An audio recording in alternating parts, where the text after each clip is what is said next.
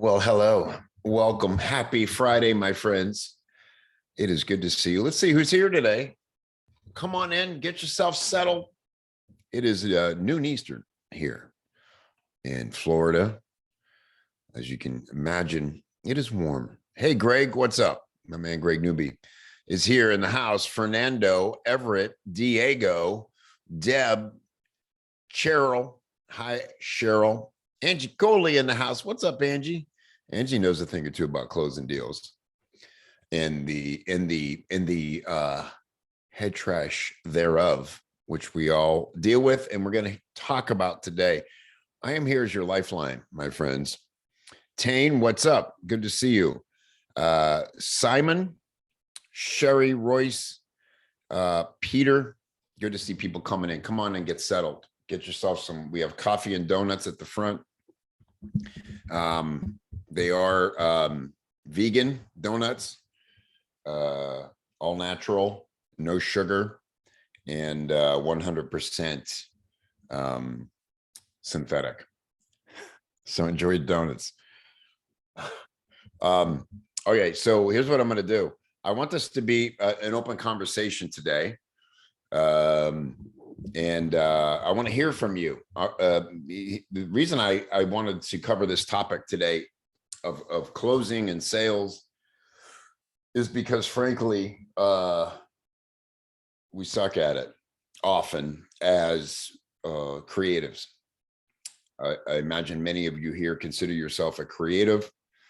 And look, I know when I got into this, it was the same with comedy. You know, I did the stand-up comedy for 10 years, and then I got into the copywriting. And with copywriting, I embraced the sales part of it more because obviously we're writing sales. I'm sorry, my dog is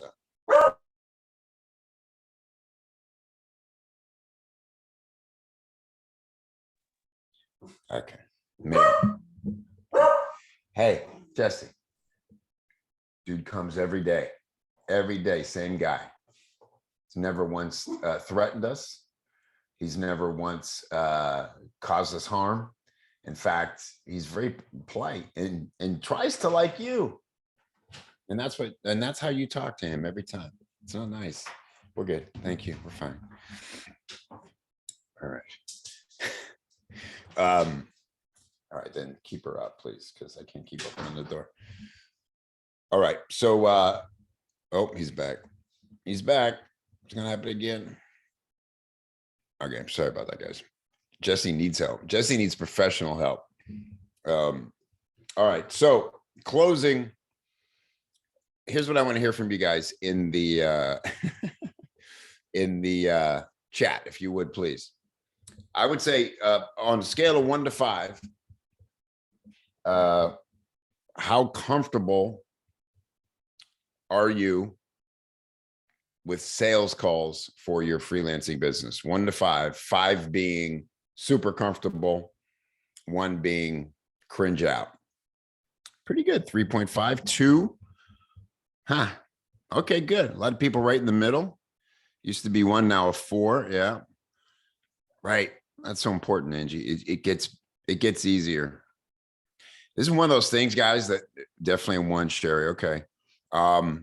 And we have to we got to jump in the fire and do it. There's no other way around it. We do these fun things in our coaching groups. Like we'll role play, and we can even do some of that today if you want. I'm going to get my friend Rob on here in a second. Our chief innovations officer, copy chief. Rob is doing so much cool stuff behind the scenes, building out AI tools. Rob is an incredible business person. Deeply understands sales, and so sometimes Rob and I will role play, and I've been doing this for years with the group, because it's interesting. Even people who are comfortable closing, when you put them in that scenario, often will say things that they wouldn't normally say even on a sales call, when we're like almost playing an improv game. And it's funny, but it's also indicative of what makes us lose our mind on sales calls a little bit. And this is the first thing I'll say. I want this to be the big picture thing I want to say. And then let's get into Rob here. Yeah, you're the expert. Okay. Exactly right. I'm going to say this. Here's the thing. Number one thing you can do to make sales calls easier and better for yourself every time. You ready? And let's see if somebody, let's just have a quiz. Who can fill this in? It is not a blank. It's a blank. I'm gonna give away a Copy Chief t-shirt if somebody nails this. A sales conversation. It is a blank, not a blank. No. Marathon sprint is not correct. And you don't count because you're a coach in my group. No, science, not an art. John, yes. Close. These are all good. I will accept one of these so I can give away a fun t-shirt. Christy, yeah, that's pretty much it. Here's the words I was looking for, because I think this is how we think of it. It is not an audition. It is a conversation, right? It can be a sale. There's no reason. We don't have to think of it as, hey, it's not a sale. I'm not here to make a sale. Sure, we're there to make a sale. It's a sales call.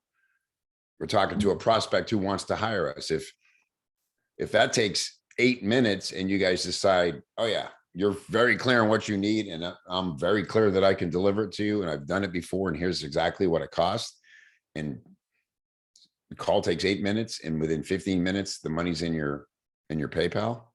Nothing wrong with that. So it is a sale, but it is not an audition, and it is a conversation.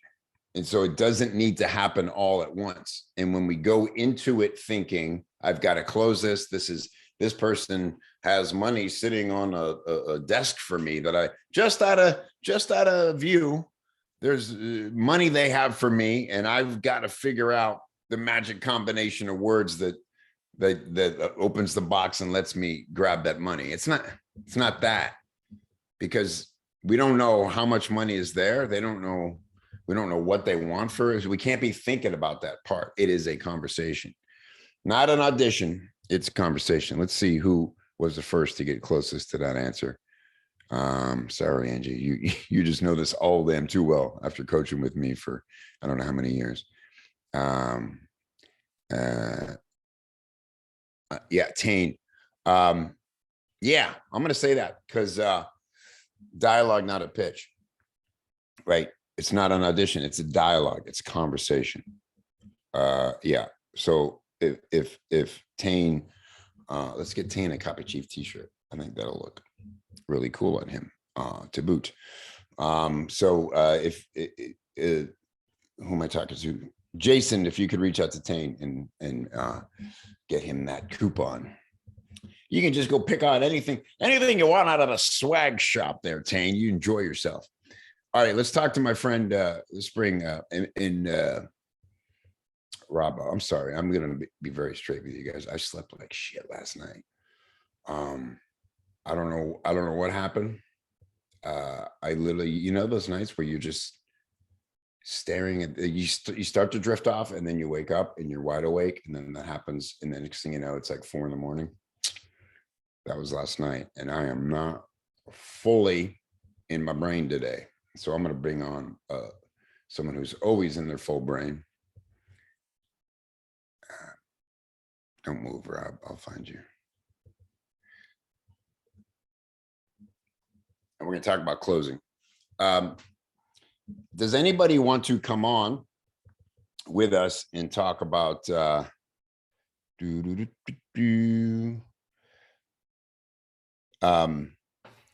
Rob, what's up, my friend? Reporting for duty. In action. We both have our uniforms on. We are ready to go. I know you have a lot to say on this. You and I have talked about doing a thing, maybe loosely called closing school, because so much of it is frameworks and mindset around this. And of course, there's things leading up to that, which is understand your offer, understand your ideal prospect, understand why you're getting on this call. What's the objective? What other context would you like to give people, Rob, about how to think about this? So there's so much in it, but there are three things that really, it always boils down to whenever we're talking about closing. You know, everybody gets so excited about the proposal, and then what happens is radio silence and nothing because they're not thinking about three simple R's, which are relationships, research, and real value. Mm, So what we have to do when we're thinking about what closing really is closing is exactly as you shared. It's not about, you don't know how it's going to end up. It's just like any relationship that you have. What you're trying to do is understand where the relationship is. yeah. So after you send a proposal, one of the first things is always understanding where is this relationship. Yeah. They'll give you a lot of hints to it. They'll tell you where they are, but you have to understand that you're building this relationship, and it's not just about, yes, the objective is at the end of the day to have some sort of transaction, but the transaction may not be the one that you think it's going to be. Yeah. Have you heard stories about people that they ended up marrying somebody that actually was introduced by somebody else? So you don't know what any relationship is ever going to Right. become. So you go into it just saying this could be a good relationship. That person may be great for referrals. That person may be a great supplier to you of a service, but you start off with the relationship portion. And what was the second one you said? Relationship, what? And then real Then value? it's research. Research. Yes. And That that's that's where I think I put them kind of in order. Is relationship is how the first part about mindset of when you're going into this closing. The second part is research, which is I see so few people do the proper amount of research before they even get on a call with anybody. They start asking questions that they shouldn't be asking. When I was doing the executive coach and when I was guiding people through that, then I told them, do not ever ask a question you should know the answer to. mm, So people ask a lot of questions like, okay, so tell me more about your business. And the answer is you should have done your research to know about the business. A better question is, I see that you do this, and right. are there challenges related to blah? Don't ask this just generic blase kind of question because those are the types of things that make people think you aren't the person to work with because you don't give them any trust. By you doing some research and understanding who they are, what their challenges are, even researching why you're giving the proposal. I told Right. people whenever they're asking you to do a service for them, they have a problem. It's not you have a problem, they have a problem. So many people think about, well, my problem is I need business. No, that person who you're reaching out to, they have a problem. Their Right. problem is something that they're looking to solve. They don't care about you solving it, they care about it being solved. So, doing your research to figure out why they have that problem will help. And that last one is real value. The conversation inevitably was going to get to dollars. You don't want dollars to drive the conversation. You want value to drive the conversation. And a lot of places, a lot of the reason why it falls apart as well is because people get stuck on the dollar side of it. They get stuck on trying to deliver, oh, well, here's the price, and you haven't built any value for what that price is going to be. You haven't established what value they're looking for, and you haven't really put together something that can meet a lot of their different varying needs. If you go into it understanding first and foremost, what is your bottom dollar? Right. Because most people go in here and they start negotiating actually on it. And no, you have to know where you're going to go. You have to understand there's a number you can't go below no matter what. So that's the first part about value. The second part about value is what are you going to give this person? What are they going to get from what you give them? So I used to joke with people about, do you know how to race? Let's have a race to the bottom, right? You know what a race to the bottom is? Dropping to the ground. You can't go any lower. Think about it. You can't go lower than the ground. Do you want to be on the ground? I don't know. No. Nobody ever wants to be on the ground. Nobody ever wants to be on the bottom. So that crazy nonsense about, hey, let's fight on price, it doesn't start there. You have to understand what your value is and you have to be willing to walk away. And the fact that you're willing to walk away actually makes them want you more in Yeah. that negotiation. You said something that just yesterday stood out to me so much. This is Voxer. I don't know if you guys are familiar with the Voxer app, but I do a lot of my coaching over Voxer. Mhm. And so often I hear things from people I work with, mentees of mine, if you will. And I say, man, I would love to play that for people, because that is success on display, or, success habits. And I'm going to take a chance. I'm not going to say who this is from, because I know there's nothing in this particular message that's uh, incriminating in any way. I just want to play a little bit of what this person says in the beginning. He's talking about getting on a call with somebody who he was connected with. Let's see if we can. Who's over Weiss now? Damn it. Sorry. And that guy is my financial copywriting soulmate. It's not working. I can't make this stupid. Best way to put it. Right, like that dude, like Rachel introduced us, and Connections. I spent a couple of hours researching him before our call. Boom. I spent a couple of hours researching him before our call. And when I heard him say that, I was like, there you go. That is intent, right? 2 hours listening to, who is this person I'm about to talk to? How much can I know them before they even meet me? And it's and you don't have they don't have to have any idea that you did any of that. You don't have to say, hey, I've just listened to 5 of your podcasts and you said this and that, because that almost puts it on odd footing. But in your mind what this person is about. And when I used to say, when I finally met John Carlton in person the first time, it just felt like we'd known each other for years, because I had tried my best to live inside his brain for years leading up to that. So do research on people. And Rob, how easy is it now to get research on somebody? It's ridiculously easy to research somebody. And the whole key behind researching is start off with an intention. Yeah. What are you trying to research about this person? So don't just go to Google and put their name in. What you want to do is you want to say, for instance, if you are looking into a specific client, then you want to say stuff like, what type of deals have they done? And you'll be surprised that if they're posting anything, you're going to find out those types of things.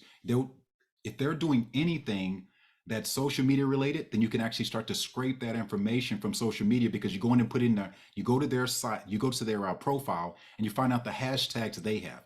You find out their name, you start to do research at their name, and you'll find out the different things they're posting. You'll get an understanding of how they talk. You get their voice, you'll get the way that they approach problems. So it'll be a much easier conversation that you're having with this person.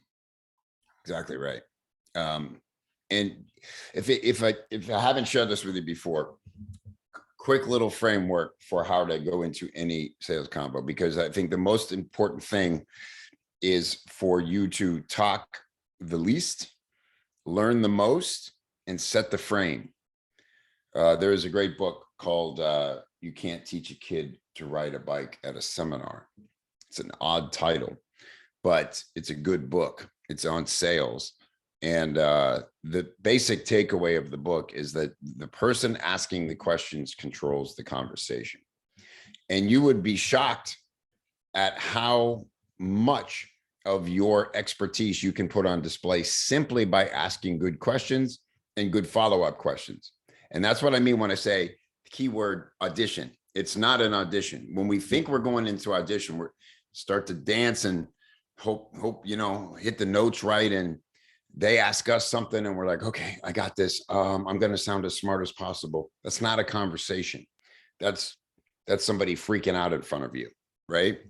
But if you can ask the questions, so Rob, I'm going to ask you a question that you don't know the answer to, but you don't want to say that you know what to do. And let's show everybody how to get through that. Okay. All right. So Rob, I know you're a little newer to copywriting. What would you consider a really good landing page conversion rate? Well, first, let's start off with what is your current landing page conversion rate that you have right now?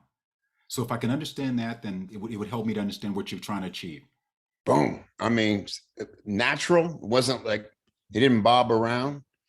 And the thing is, if that was the test, well, now the question's back on them. And so, and probably if they know that, they want to answer.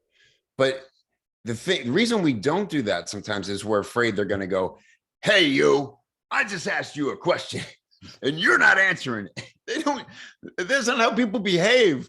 Remember, there's two people coming to a conversation that want to work together. They went as far as making time for each other, hoping it works out. And so when you don't, it was a question asked was silly. It's like, it depends is another answer, but that's not a good answer.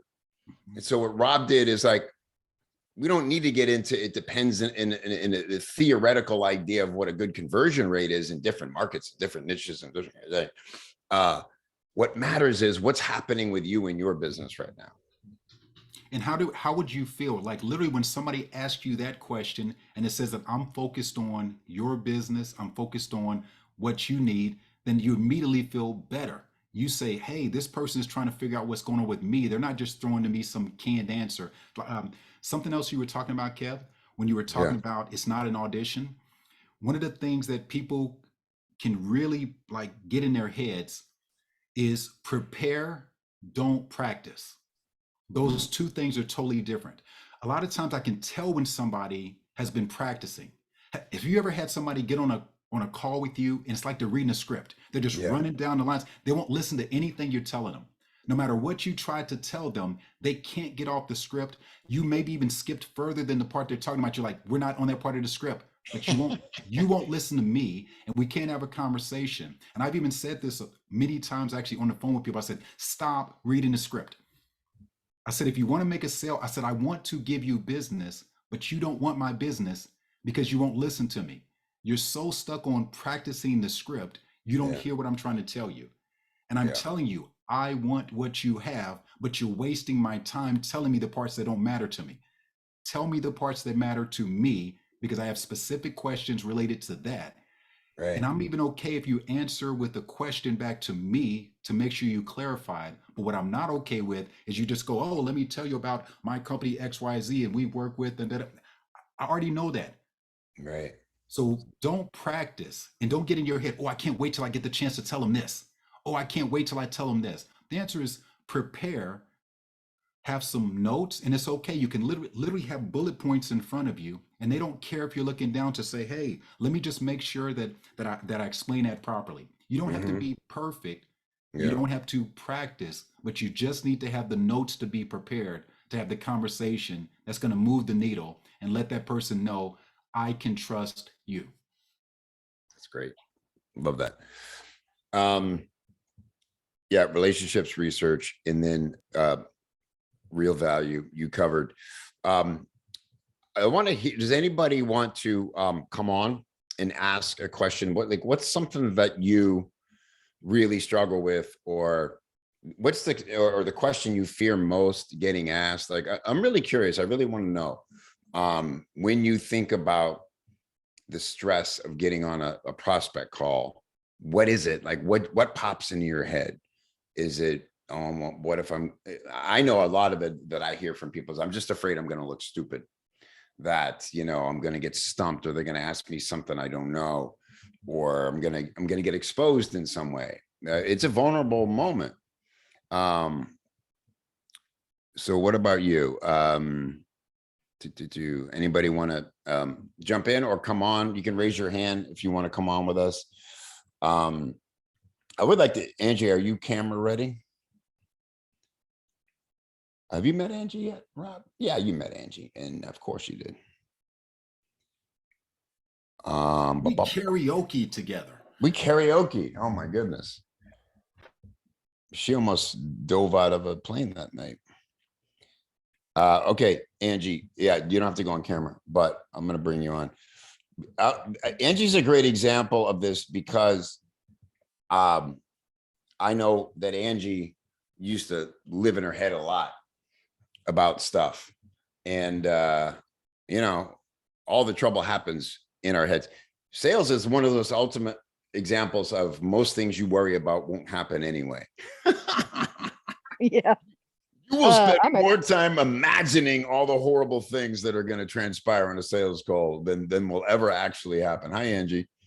Hi. Oh, yes. I am the living, breathing example of the fact that you could come up with 20 million different worst case scenario, disaster, I look like a jerk scenarios that never come true, and spend all of your mental energy preparing for those, scripting those, as if you could force some other people like a puppet master to just be part of your play and follow your direction. Doesn't quite work that way. I've learned how much of an energy drain and kind of a soul suck that exercise was, and thankfully have broken that cycle. In fact, I just had I had a sales call just yesterday with somebody that I had made a 5-figure proposal to, and she came back to me and she said cost savings in her reply email, and I went, potential red flag, but let's go to this conversation and talk. And when she and I spoke, she said, I just had a launch that went sideways, and it was right after I had contracted someone to redo my site, which was a huge expenditure.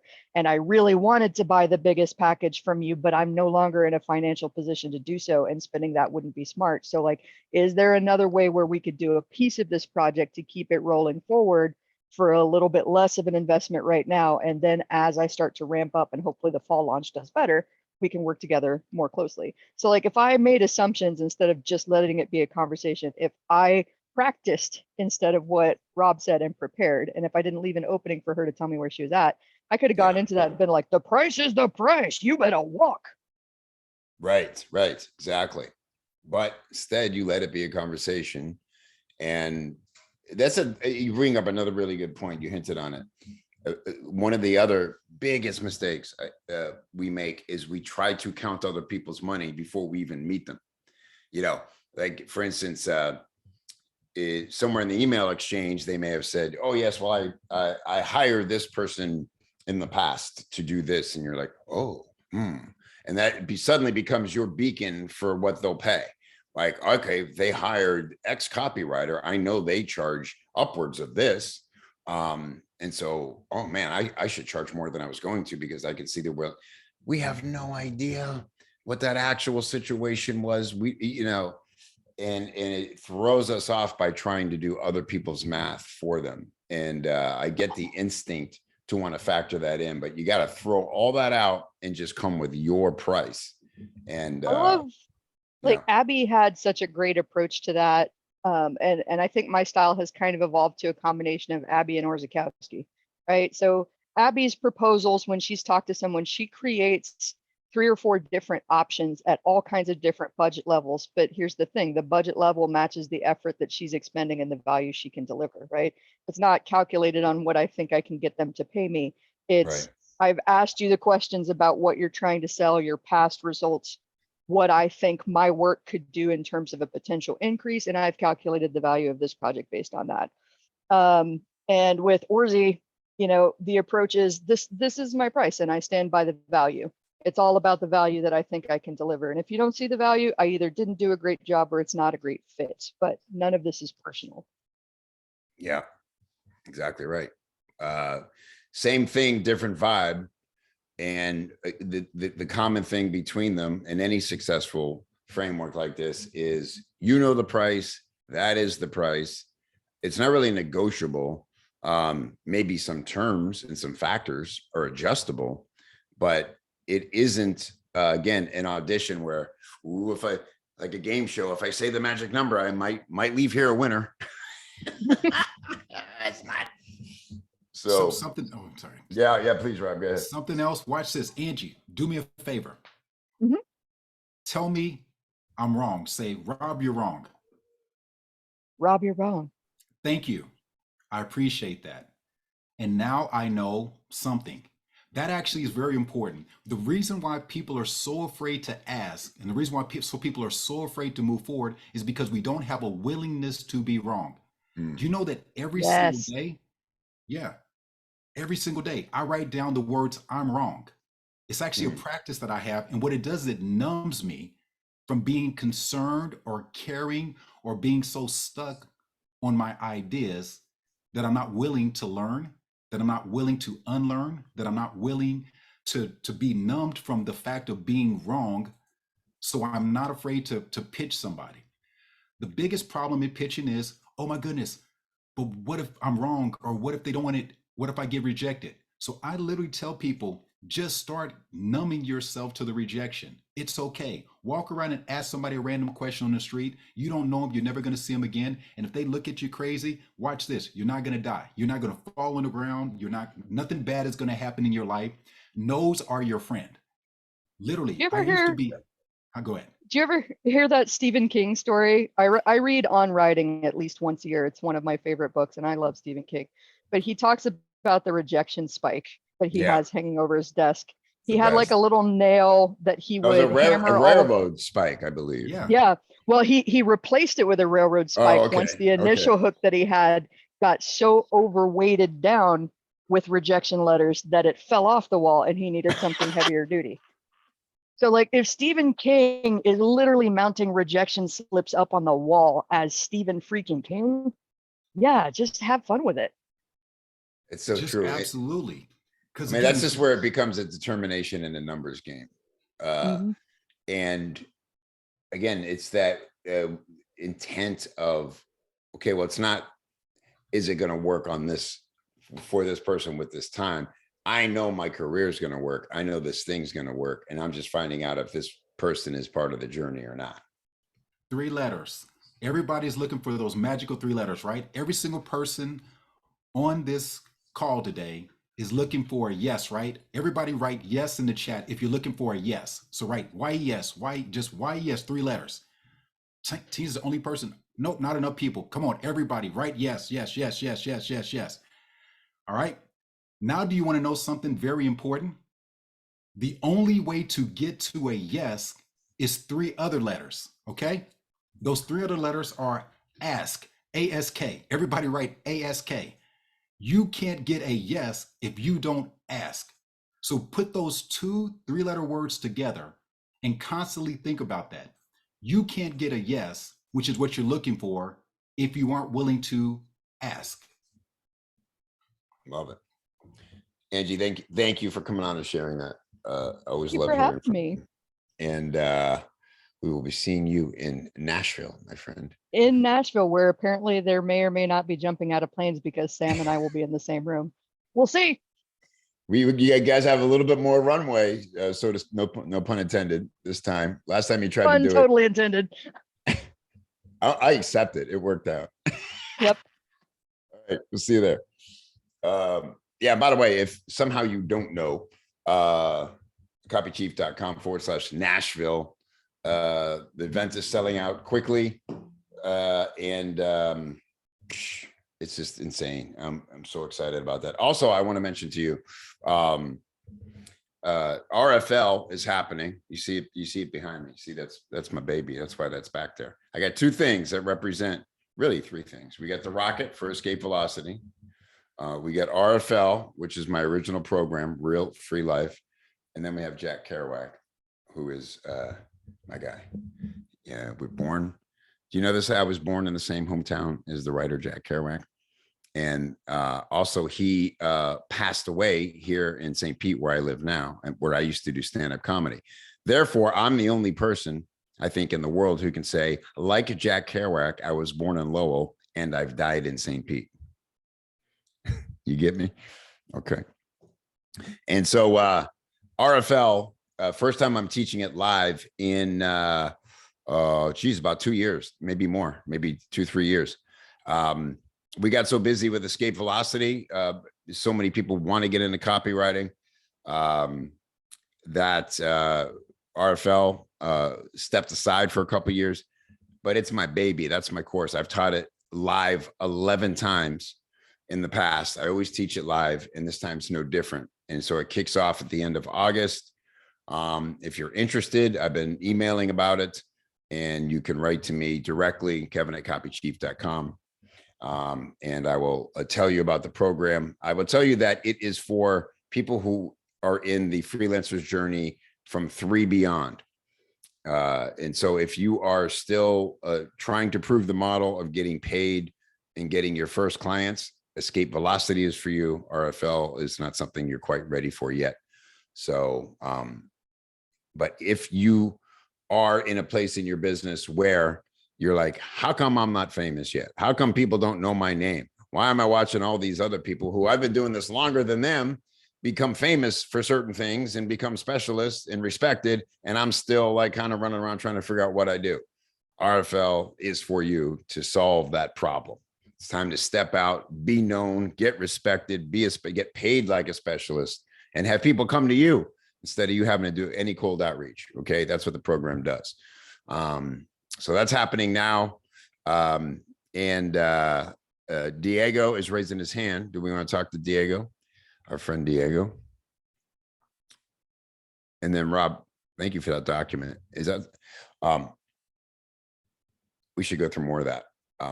I'm going to put in, so we have our 5 things that we make sure we're going to have for people, and I didn't put that in the doc yet, so I'm pushing that in right now. So we'll put that in just a second. So we make sure that we hit the 5 points on closing those deals in there. Thank you. There he is. Hey, Diego. Hi, Kev. Hi, Rob. How have you been, my friends? Good, buddy. How are you? I'm doing fine, thank you. I had this nasty cold yesterday. Get tested, But man. I'm fine. The COVID's back. No, it's not COVID. Okay. Not All right. COVID. All right. Just make sure. No, it's not COVID. Thank God. I'm going to share a little about my story because for my bilingualism, I used to be terrified to go on a sales call with people because I was thinking that they are going to development and I don't know, then some Tarzan or something some kind of that. And a person actually called me that I'm not going to work with a copywriter who doesn't speaks properly and who speaks like Tarzan. And at that moment, my confidence went really down. Really down. It was not what my friends are agreeing on that. I think that I was abandoned the whole thing.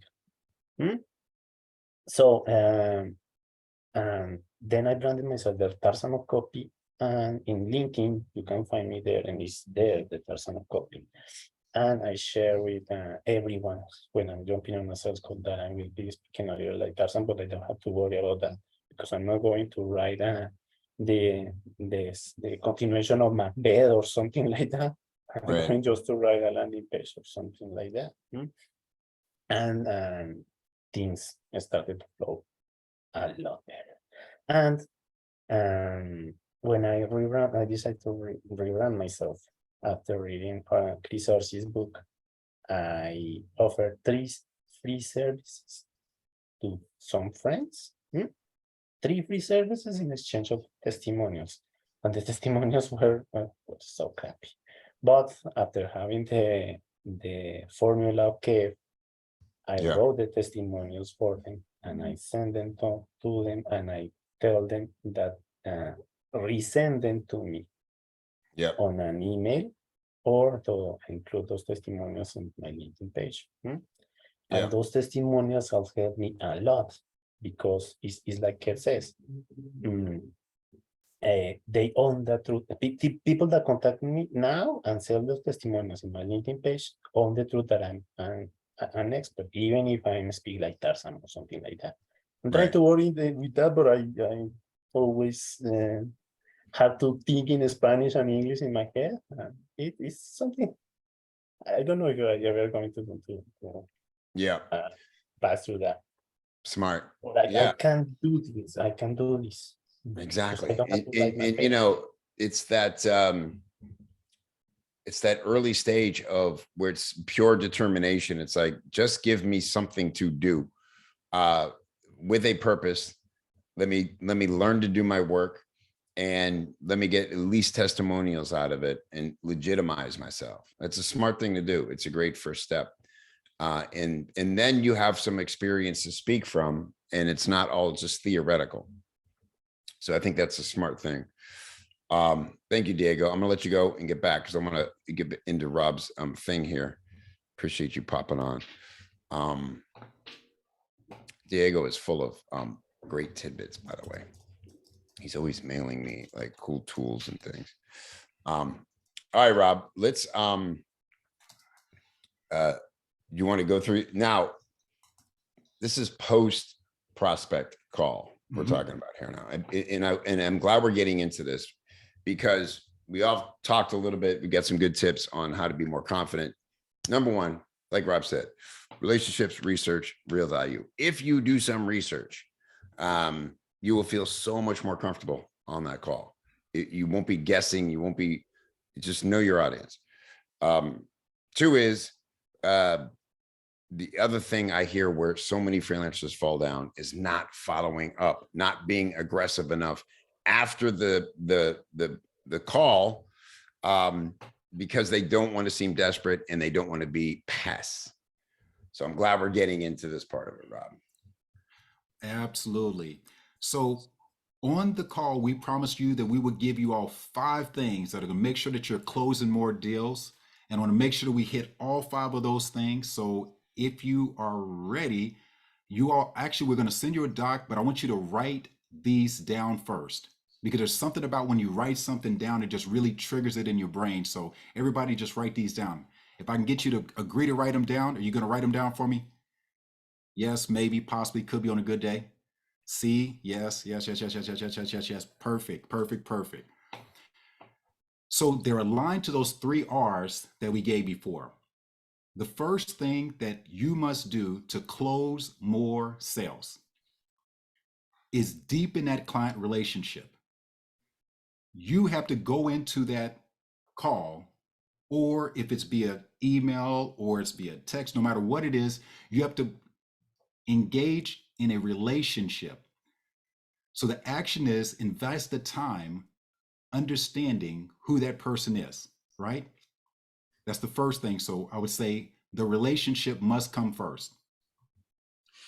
The second thing is, this is the part that we also don't lean into, is we don't lean into our expertise, that you are an insider, you're an industry insider to that client.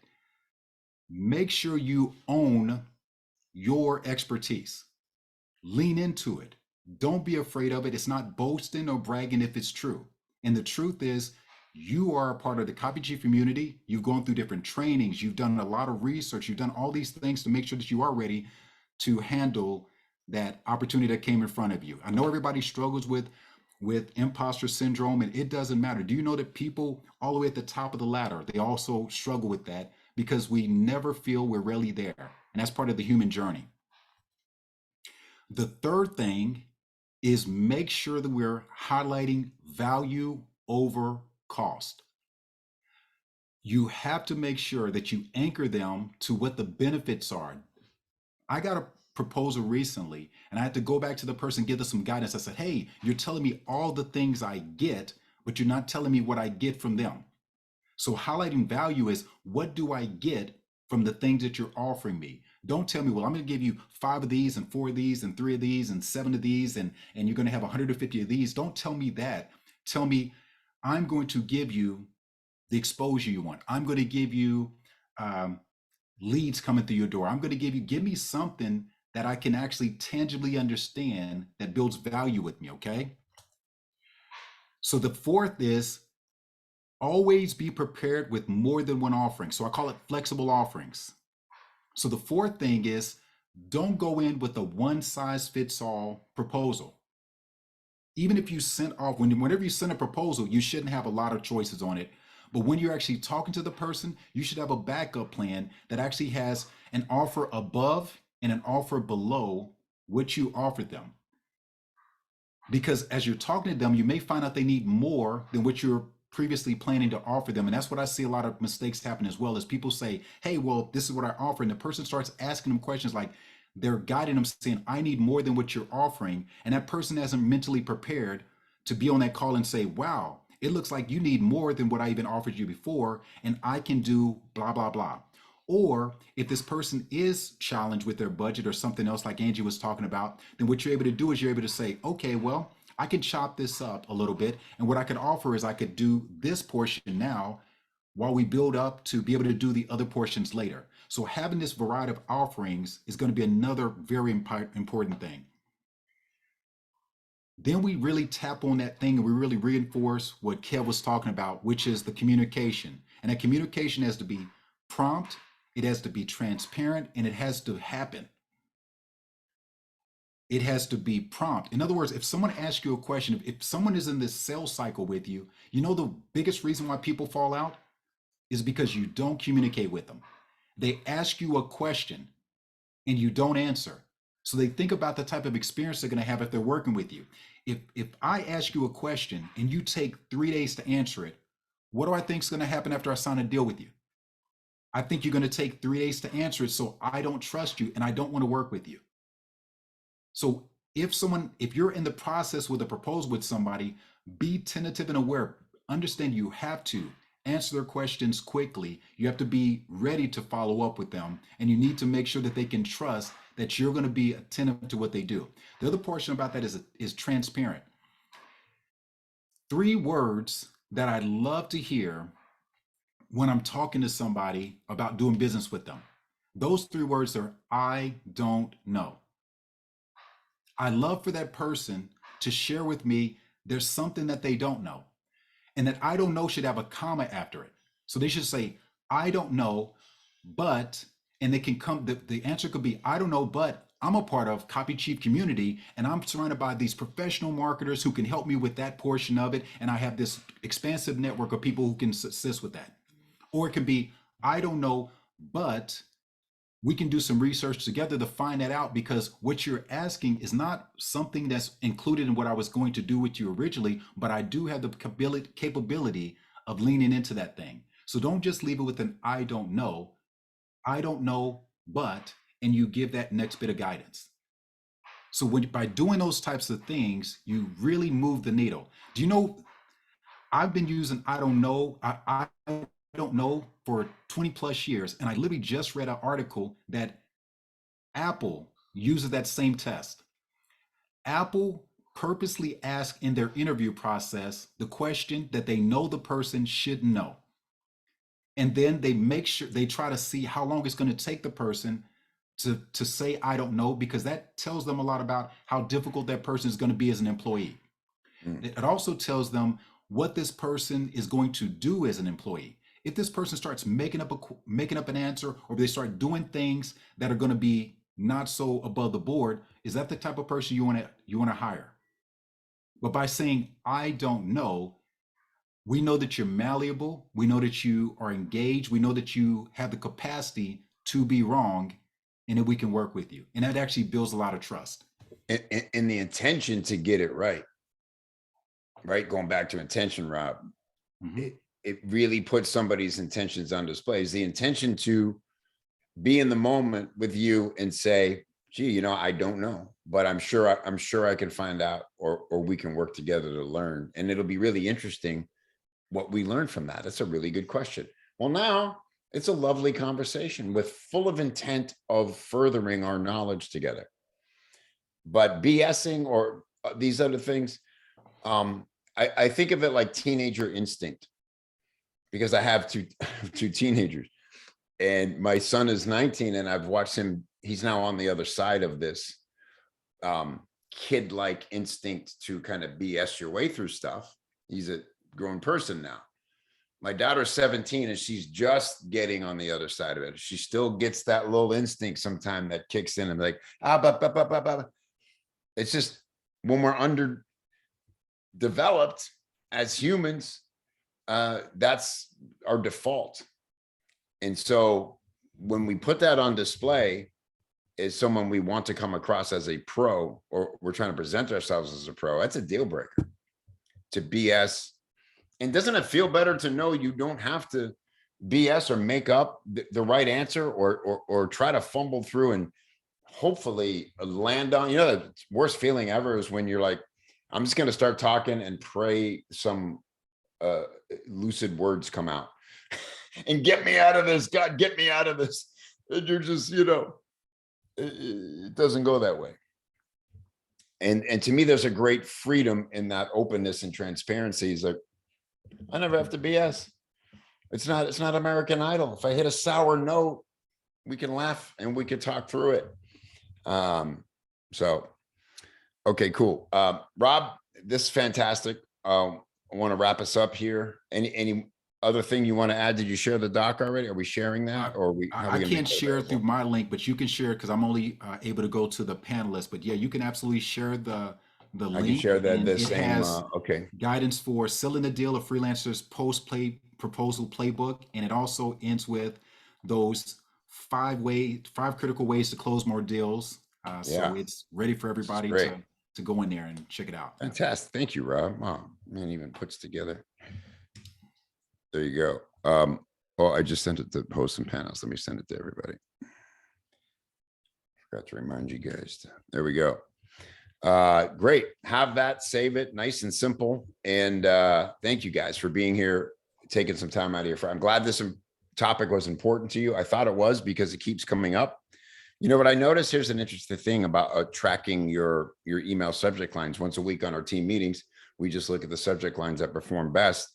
And in 1 week, I happened to mention twice something about closing sales or prospect calls or things like that, and they got like super high open rates. And I'm like, oh, this is an issue that we don't talk about as much as we could in public. So we do it all the time in our coaching. So I hope it was helpful. Thanks for being here. Everybody, just to make sure they save a copy, so everybody don't I put it in viewers. So make sure you save your own copy of that doc, and don't try to start editing it there and making it hard for everyone else. Yeah. Just make a copy. Maybe you can put that in the title, even, Rob, make a copy. Super cool.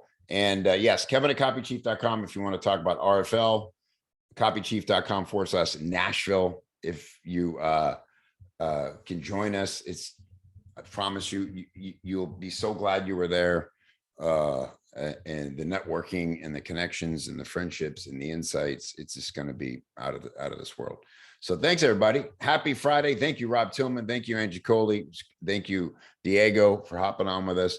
And have a super weekend, everybody. And we'll see you on the next one next month. Bye-bye.